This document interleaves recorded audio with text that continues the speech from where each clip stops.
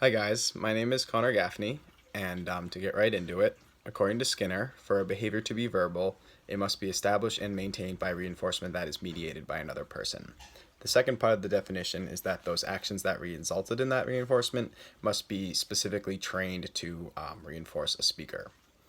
So the key difference between this and nonverbal behavior is basically in the mediated and the speaker parts of the definition. So the speaker part refers to a specific history, reinforcement history for speaking behaviors and behaviors of others related to them. And the mediated reinforcement refers to reinforcement that has been mediated by the actions of another person. So that means that there's a second person's actions involved in the reinforcement process.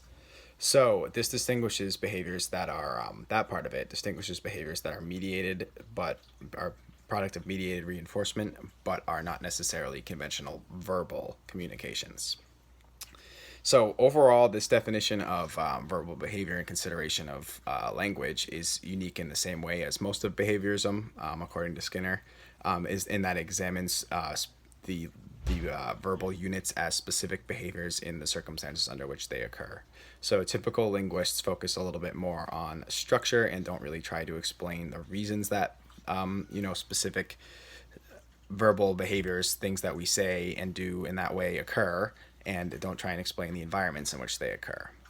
So I thought the last part of this question was particularly interesting just because right before I read it, I was discussing verbal behavior in the unit the Foxy Learning tutorial I was listening to with my partner who has no formal experience in behaviorism. And the basic way I explained it to her was that verbal behavior is any form of purposeful communication that depends on the response of another person in some way. So she brought up a great example of offering me a glass of water after seeing me tired from a run. So if I came in panting, she sees me tired, she gives me a glass of water. Is this verbal behavior? The answer is no, because of that third qualification that it needs to involve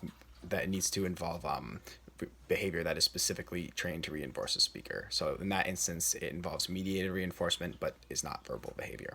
So I'm pretty excited for this unit. I think it's going to be really cool, especially because it's very outside of my typical range of behavior analysis, and I think it's awesome.